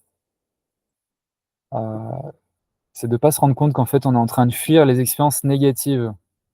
Donc c'est le point 2 là, embrasser l'ombre, ça c'est difficile vraiment en 7. Parce qu'il y a une pensée qui dit, «Il y a trop de trucs fun à vivre pour, s'emmerder», je pardon pour le mot, heu, à rester dans un sentiment négatif. Oui, mais si je n'embrasse pas le sentiment négatif, il me poursuit et il grossit en moi et il va me rendre malade. Il me joue des tours dans ma vie. Donc c'est très important que je m'arrête pour faire un câlin à l'enfant qui pleure, pour qu'il puisse arrêter de pleurer parce que quand il s'arrête de pleurer, après il se met à rigoler, il se met à m'inventer des belles histoires. Donc c'est vraiment tout bénef. J'embrasse l'ombre, à ce moment-là, j'accepte que l'enfant il pleure, il se sent pas bien. À l'intérieur de moi, ça pleure, ça se sent pas bien. J'accepte ça, c'est une expérience et quand je le fais pleinement et que je lui laisse le temps de pleurer ce qu'il a besoin de pleurer, en me souvenant que ça passe. Après ça passe et qu'est-ce qui vient derrière la pluie? Le beau temps et la joie. Donc c'est vraiment, tout bénef. Mes jugements sur les gens, c'est qu'en général, je vois les gens qui sont lents et rigides, donc le contraire de moi qui suis rapide, agile. J'apprends vite parce que je fais plein d'expériences et je peux avoir du coup l'impression que les gens me retiennent par leur lenteur et leur rigidité. Et éventuellement, ça va pas forcément jusque-là, mais il peut y avoir un côté un peu narcissique qui dit: «Moi, j'apprends plus vite, je suis plus joyeux, je suis plus positif, je suis mieux que les autres». Et je vois que les gens me retiennent et je peux avoir l'impression qu'ils font ça pour profiter de moi et de mon énergie. Voilà. Ensuite, difficulté à s'engager parce que choisir, c'est renoncer. J'ai plusieurs options. Si j'en choisis une, bah, les autres options sont plus disponibles. Donc souvent, en fait, on choisit, puis on fait marche arrière, on choisit autre chose. L'engagement, c'est un sujet, quoi. Voilà pour le 8, pour le 7, pardon. Le 8, entre je peux et je ne peux pas. Vraiment, au fond, c'est ça. Dans l'instant présent, j'ai ce qu'il faut de capacité physique maintenant f pour satisfaire mon besoin ou bien je n'ai pas cette capacité. Si je me crois impuissant, donc c'est d'abord impuissant à satisfaire mes besoins, et ben, je vais développer un personnage qui déploie de la force au-delà de ce qu'il y a vraiment derrière même.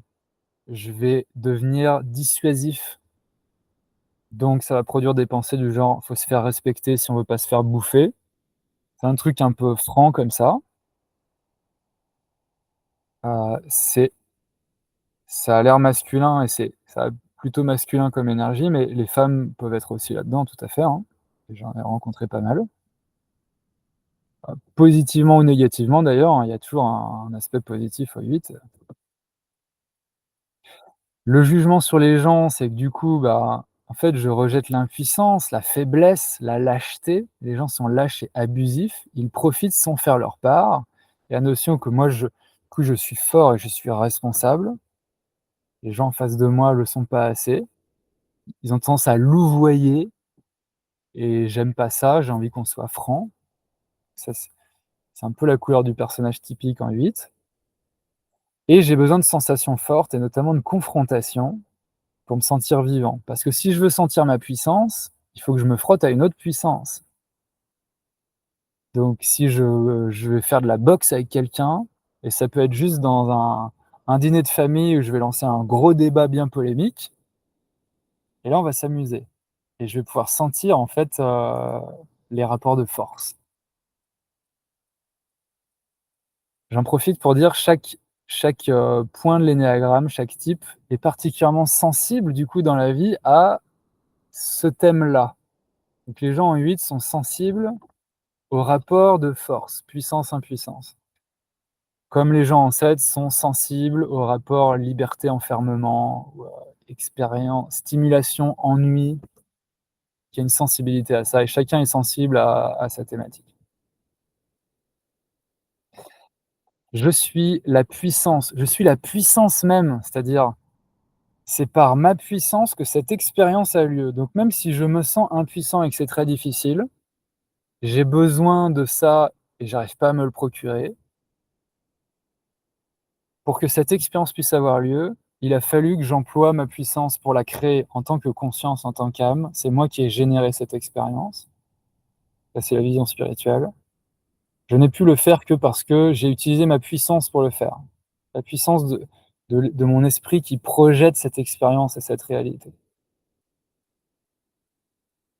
Donc, tout se fait à partir de la puissance, quoi qu'il arrive.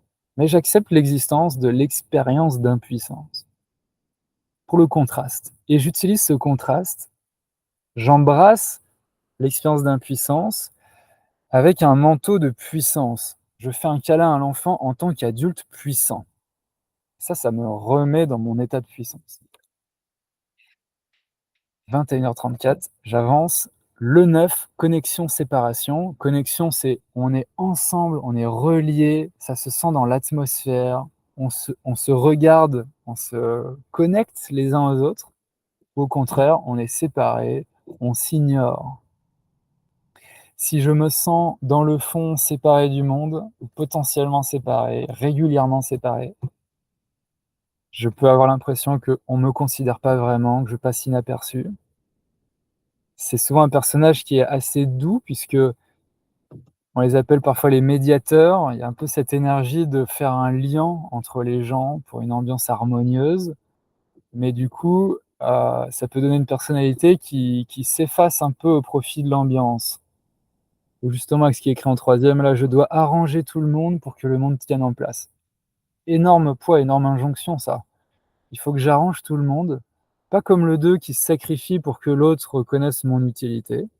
Mais là, c'est plus: je dois, je dois boucher les trous à droite, à gauche. Personne veut faire la vaisselle, je vais la faire, quoi. Donc sans trop me demander de quoi moi j'ai vraiment besoin et dire: Ça me va pas, moi j'ai besoin de ça». Parce que ça, là, il y a le risque du coup de créer un conflit, un problème. Au contraire, je vais plutôt rester discret et aller arranger tout le monde. Parce que j'aurai l'impression qu'en faisant ça, ça va tenir mon monde en place. Le conflit, les tensions étant source de séparation. Et donc les jugements sur les gens, c'est je vois les gens qui sont agités, tendus, conflictuels et qui sabotent l'harmonie, en fait. Je me dis: «Les gens, ils cassent l'ambiance, en fait. Pourquoi on peut pas juste être là ensemble et s'aimer, quoi?» être paisible. Voilà, et je suis, en fait, la connexion parce que je pourrais pas faire l'expérience de me sentir déconnecté de quelqu'un si on n'était pas en même temps dans la même expérience. Donc il faut qu'on soit, pardon, connectés pour pouvoir faire l'expérience de se sentir séparés. Vous voyez le truc? Si on était vraiment séparés, on se verrait pas, en fait. Donc si on se souvient de ça, en général, ça suffit pas. Moi, quand je fais ça, d'ailleurs, ma tension existentielle principale, c'est la 9. Là, je la connais vraiment de près. Il y en a deux-trois autres aussi, mais souvent je me rappelle du coup, je me rappelle ça, je me dis: «Si on n'était pas connectés là, on pourrait même pas être en conflit», mais souvent ça me suffit pas, ça continue de faire mal à l'intérieur, jusqu'à ce que j'embrasse cette ombre. Ça, c'est vraiment le moment où ça se détend, quoi, parce qu'il y a un câlin à l'enfant qui souffre et je peux du coup me connecter à l'enfant qui souffre à l'intérieur, qui souffre de déconnexion. Je me connecte à lui et en fait, j'utilise cette souffrance intérieure ou la souffrance de l'autre pour mieux créer la connexion et là, je transcende l'ombre. OK, alors, c'est toujours moi, je sais que moi, vous me voyez dans une petite vignette à côté, mais moi, je vous vois pas. J'ai l'écran complet, je vois donc de temps en temps, j'ai une pensée qui dit: «J'espère qu'ils sont encore là», sur fond d'un personnage, qui a peur de la séparation et qui se dit: «Si ça se trouve, je suis en train de parler tout seul», mais ça n'est jamais arrivé et je le prends avec le sourire. Ça me fait plaisir en tout cas de vous retrouver visuellement. Je vous invite à, vous pouvez, rallumer vos micros si vous voulez et là on peut faire un petit temps de questions-réponses. Si ça vous va on va probablement dépasser un petit peu. La présentation est quasi finie, hein, j'aurais besoin de 3 minutes, mais je vous propose un petit temps d'échange maintenant. Est-ce qu'il y a des questions? Est-ce qu'il y a des témoignages?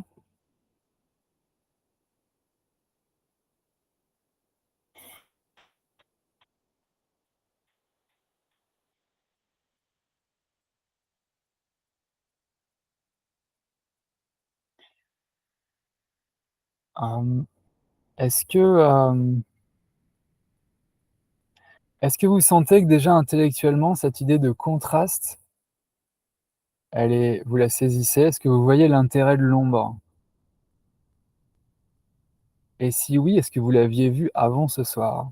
Ou est-ce que ça il y a une différence?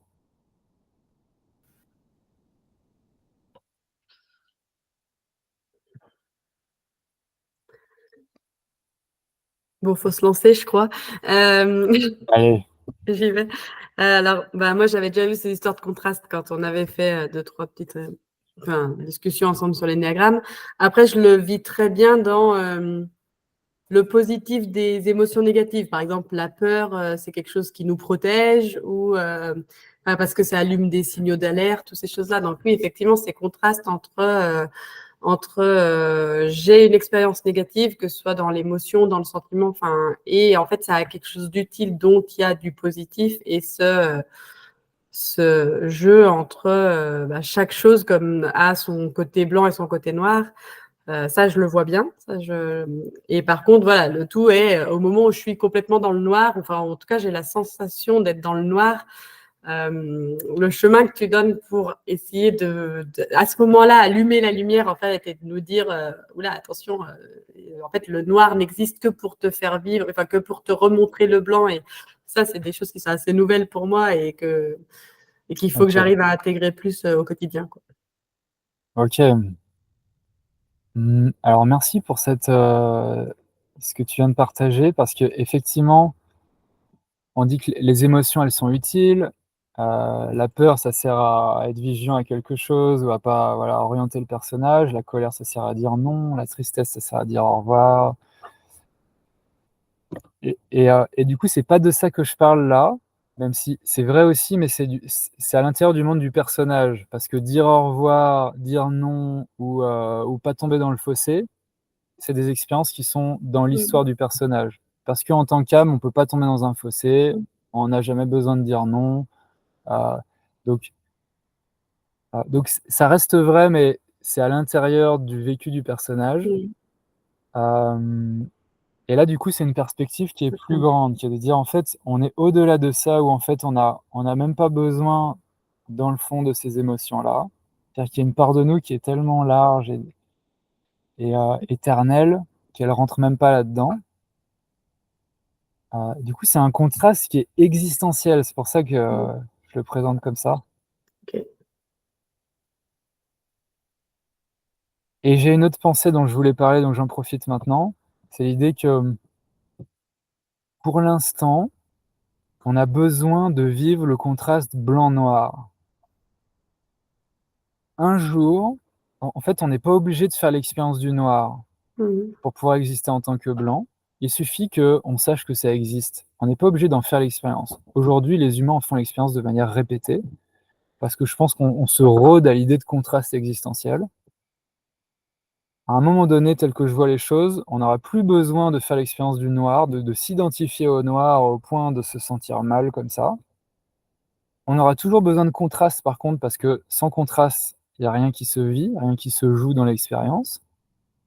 Mais on pourra vivre un contraste entre une forme de blanc et une autre forme de blanc. À l'intérieur du blanc, il y a du bleu, du rouge, du rose, du jaune, du vert. Et on pourra vivre le contraste entre le bleu et le vert, par exemple. Il n'y a pas de noir là-dedans. C'est juste, on pourra dire, par exemple, toi, tu es la gloire et moi, je suis la sécurité. Et juste célébrer ce contraste qu'on a entre nous, mais où les deux sont lumineux, en fait. Euh, donc, courage et patience. Pour l'instant, on traverse le contraste existentiel, on traverse du noir, mais vraiment, on peut le dépasser. Moi, je vis de moins en moins de noir dans ma vie. C'est vraiment devenu assez rare. Et du coup, c'est toujours présent dans mon personnage quelque part, mais que j'en fasse l'expérience et que je me sente mal, c'est devenu assez rare. Et quand ça vient, je sais quoi en faire et du coup, j'en souffre pas vraiment, quoi. Donc, c'est des clés qui fonctionnent d'expérience, de mon point de vue. Est-ce que Maud et Thomas, vous avez une remarque ou une question? Vas-y, Maud. Bah, du coup, tu me connais. Moi, j'aurais tendance à dire aussi, mais c'est là où je me pose la question, est-ce que je suis pas un peu dans l'illusion avec le 2, mais du côté, ah, mais carrément, j'ai pas l'impression qu'il y ait trop de noir, j'ai du mal à voir la souffrance. Et c'est vrai que souvent, c'est difficile de voir ma souffrance. Je vais d'abord voir des types et me dire, tiens, ça me fait penser à telle ou telle autre personne. Et au bout d'un moment, ah ouais, mais moi aussi. Mais tu vois, ça Hmm. met du temps en fait. Et c'est là où je me Ok. dis, ah ouais, je suis dans l'illusion. Euh, il me faut vraiment un certain temps avant d'identifier que j'ai aussi cette souffrance. Ok. Voilà. En principe, dans tes sentiments, tu dois le sentir quand même. Il y a quelque part une tension. Mais c'est vrai qu'on est. Le personnage est fort pour se masquer à lui-même ce qu'il ressent. Ouais. Je crois que le côté, euh, ouais, comme tu disais, peut-être de ne pas vouloir être rejeté, d'aimer les autres. Et j'ai cette sensation souvent des épreuves, quand il y a, comme tu dis, quand il y a des échecs ou des épreuves, de tout de suite les aimer, tu vois, ces Hmm. expériences. Mais c'est là Bah, où maintenant super. Mais oui, mais d'un côté, maintenant, je me dis, oui, mais est-ce que c'est pas aussi, tu vois, le Hmm. metteur en scène qui a, voilà, qui s'est débrouillé pour que je, voilà, pour que je le montre pas. Enfin, après, voilà, c'est Hmm. intéressant. Le Ouais. personnage, alors. Ce Ouais. que tu me dis m'évoque le 7 aussi, hein. Et ils ont en commun, 2 et 7, ils ont en commun un évitement du négatif. Le 2 Ouais. en se focalisant sur les autres, mais le 7 aussi, en tout cas, ça m'a fait penser au 7 ce que tu as dit, donc je te laisse voir. Ouais. L'idée de la difficulté à vivre les deuils, en fait, à juste rester avec une émotion négative et l'embrasser, quoi. Et c'est vrai aussi en 2. Ouais. Mais en 2, il y a quand même une différence, c'est qu'en 2, on a l'habitude de prendre soin des autres. Et donc, prendre soin, l'empathie, c'est quelque chose qu'on connaît bien. Et donc, quand il s'agit de le faire à soi-même, ce qui est dur, c'est de le faire à soi-même, mais au moins le faire tout court, on sait ce que c'est. Mm. Alors qu'en 7, ça peut être difficile aussi avec les autres parce qu'on on évite toute négativité, même chez les autres. Mm. Voilà, ça ne veut pas dire qu'on n'a pas d'empathie en 7, mais c'est quand même une petite distinction entre 2 et 7. Mm.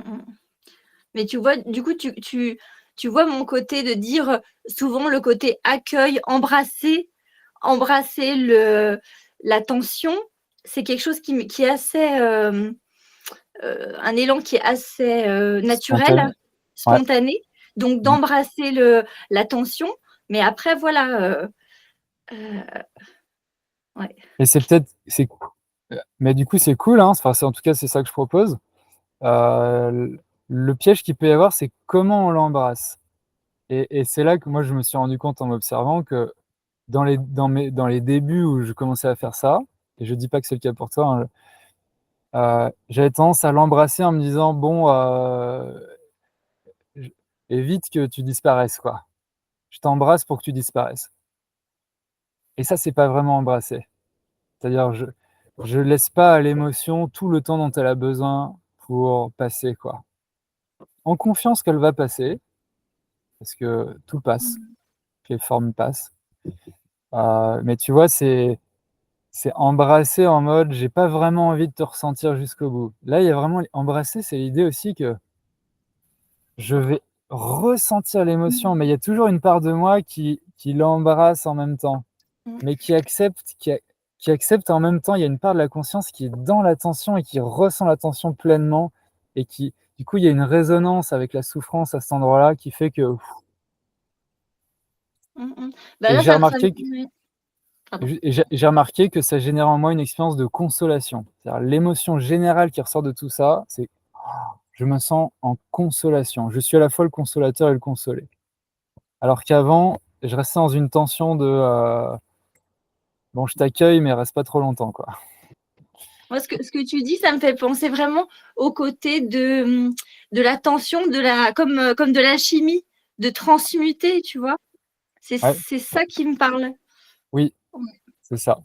Et du, Voilà. et du coup, ça demande un stretching dans la conscience, quoi. Il y a une part de nous qui est pleinement adulte et qui embrasse, et l'autre qui est pleinement enfant et qui souffre et qui se laisse embrasser. Et ça demande d'éveiller les deux avant d'arriver à les marier. Donc, il y a une petite gymnastique, quoi. Mais ça vaut le coup parce que après, après on guérit, on guérit, on guérit, quoi. Tout ce qui vient. Merci, Maud. Merci, merci Étienne. Est-ce que Thomas, tu veux dire un mot? Passer un bon guide, voilà. Oui, rapidement, en fait, moi je me retrouve un peu dans plusieurs des points. Et ça donne envie de creuser dans le sens d'arriver à avoir ce recul, en fait, quand il y a quelque chose un peu de. Quand il y a ce côté sombre un peu qui est là, d'arriver à prendre le recul à ce moment-là, quoi. Et Ouais. pour mettre plus de conscience. Hmm. Et parce qu'effectivement, comme tu disais, tout passe et à un moment donné, bon, bah là, il y a l'expérience négative, finalement, ça va se retourner. Peut-être, mais j'imagine en le faisant, en ayant conscience sur le moment, ça peut aller plus vite, quoi. Ah oui, oui. Oui, oui, ce que je vous propose, c'est à faire sur place. Alors, si on peut pas sur place, bah, on se dit, ok, patience, je m'occupe de toi dans 3 heures, mais le plus vite possible, quoi. Ouais. Et on peut le faire en situation, même en conflit avec l'autre, si c'est dans un conflit. Dire, pause, s'il te plaît, j'ai besoin de prendre soin de moi là. Donc effectivement, il s'agit de conscience, de prendre du recul, de se souvenir que c'est juste une expérience, qu'elle va passer, qu'elle sert Mm. à quelque chose, et que ce que je suis dans le fond, c'est le contraire de ce que je suis en train de vivre, ce que je suis dans le fond à ce moment-là. Mm. Et si je me sens mal, c'est justement parce qu'il y a une contradiction entre le personnage et l'acteur à ce moment-là. Le personnage se sent noir alors que l'acteur est blanc. Et cette contradiction, elle génère en moi un sentiment de dissonance. Ah, c'est ça qui fait mal, énergétiquement. Quand je suis dans ma lumière, je suis blanc, en phase avec le blanc, et là, ça rayonne. Ok. Merci en tout cas. Merci, merci Thomas. Donc, petite fin. Hop. Donc, juste pour synthétiser, quelles sont les 3 principales expériences de manque? Vous les aviez déjà au début. Je dois pouvoir sentir en moi-même la plénitude associée. Donc, peut-être que vous pouvez retenir, là, vous n'êtes pas en situation de tension, en tout cas, j'espère, maintenant. Vous pouvez du coup associer, si par exemple vos expériences de manque classiques, c'est échec, enfermement et séparation, bah, regardez ce qui est en face, gloire, liberté et connexion. Et faites-vous des mantras autour de ça, faites-en des valeurs. D'ailleurs, changez le mot si jamais gloire, ça vous aimez pas, vous préférez réussite ou prestige ou vous trouvez un synonyme qui vous va bien. Et essayez de sentir en vous-même ça et cultivez-le. Parce que plus vous focalisez votre esprit sur le blanc, et plus vous allez faire l'expérience du blanc aussi. Et quand le noir viendra, ce sera plus facile de connecter en vous-même le blanc pour pouvoir prendre soin du noir. Vous voyez? Donc ça peut se cultiver quand on se sent bien, en allant dans le ressenti de cette plénitude. Donc moi, régulièrement dans mes journées, je vais dans la connexion. Je regarde les plantes autour de moi et je me dis, on est tous connectés. Et je le ressens, je me dis, on est vraiment connectés, les animaux, on respire le même air. Je me fais des idées comme ça et ça me fait du bien en fait, ça détend le personnage et ça cultive en moi ce que je cherche le plus dans la vie, quoi. Voilà. Et enfin, il s'agit ensuite de choisir de rayonner cette plénitude-là autour de moi. C'est-à-dire dans mes actes, dans ce que je dis aux autres, dans mes relations, et ben comment je reprends l'exemple de la connexion, comment je peux créer de la connexion dans l'expérience autour de moi, me connecter aux gens, me connecter aux expériences, me connecter à moi-même. En fait, créer de la connexion, quoi. Puisque le noir, il est là pour me permettre ça. Donc, que je l'utilise positivement. Et me souvenir que je suis la ressource que je cherche. Si je cherche la connexion dehors, elle est à l'intérieur parce que c'est ce que je suis. Voilà, mes 2 offres pour les personnes qui nous regardent et qui ont envie d'aller plus loin, qui résonnent avec ce travail-là. D'une part, il y a une offre qui est dans la continuité, qui est une communauté en ligne, qui est payante. Donc l'idée, c'est d'entrer sur un espace où il y a beaucoup de ce genre de ressources, comme on a vu ce soir. Et il y a des personnes qui, du coup, résonnent avec ces ressources, qui participent à ces webinaires, ou qui les regardent en replay, et on en discute. Il y a un groupe WhatsApp et il y a une plateforme en ligne avec des ressources, différents espaces organisés. On explore des thématiques ensemble, on change toutes les 2 semaines. Pendant 2 semaines, on explore une thématique, et on en discute ensemble aussi. Donc, c'est l'idée d'avancer sur son chemin de croissance avec d'autres personnes et avec des ressources et un endroit du coup où on peut déposer nos expériences et nos questions et nos échos aux autres. On peut essayer ça gratuitement 1 semaine. Ensuite, l'autre offre, elle est ponctuelle. Pour l'instant, j'ai ces 2 offres-là. Ici, c'est un coaching profond, transformationnel, qui s'adresse à des personnes qui se sentent dans un passage de cap, qui se sentent prêtes à vraiment faire un virage dans leur vie. Donc, il y a beaucoup de guérison ici, il y a un changement de perspective, de croyance. Le but, c'est d'accoucher d'une nouvelle version de soi, d'un nouveau personnage qui, qui est beaucoup plus rayonnant, qui reflète mieux ce que vous avez envie d'incarner. Et ça se fait donc sur 3 mois avec 6 séances en visio, avec des outils qui sont puissants et des questionnements qui sont précis. Et il y a un suivi continu donc sur WhatsApp où on peut être en échange autant qu'il y a besoin pendant ces 3 mois, donc même entre les séances. Et j'utilise des outils en fonction des besoins. Et il y a l'occasion de découvrir gratuitement avec un test Ennéagramme en 3 dimensions J'explique pas ici ce que c'est, mais vous pouvez aller voir sur mon site web. Donc, 3 aspects de nous-mêmes où à chaque fois on peut trouver un type énéagramme différent. Et donc, il y a un petit test en ligne de 15 minutes et un débrief avec moi en visio. Donc, si vous voulez voir le résultat, il faut prendre cette séance avec moi de 45 minutes gratuite. Et ça vous permet de voir en séance directe déjà, est-ce que ça résonne entre nous? Est-ce que vous sentez de l'écho que vous trouvez du résultat de ce test? Est-ce que ça vous donne envie d'aller creuser ces pistes-là? Voilà. Je vous laisse aller voir uniliance.fr si vous voulez en savoir plus. N'hésitez pas aussi à m'écrire etienne@uniliance.fr. Mon adresse est sur le site web, il y a mon numéro aussi. Voilà pour ça. Hop, j'arrête la présentation. Je vous remercie pour votre participation. Il est assez tard, merci d'être resté jusqu'au bout. Je vous souhaite bonne fin de soirée et bonne nuit. Merci aussi d'exister, j'aime bien dire ça, c'est un peu... on est ensemble dans la même expérience, au même endroit, en même temps, sur la même planète, là, et ça nous permet de vivre ce genre de soirée, ce genre de moment. Et moi, je suis très heureux de l'avoir vécu, donc j'ai une vraie gratitude dans le cœur de votre présence et de votre existence, et pour tout ce que vous faites dans votre vie. Parce qu'on partage globalement la même expérience.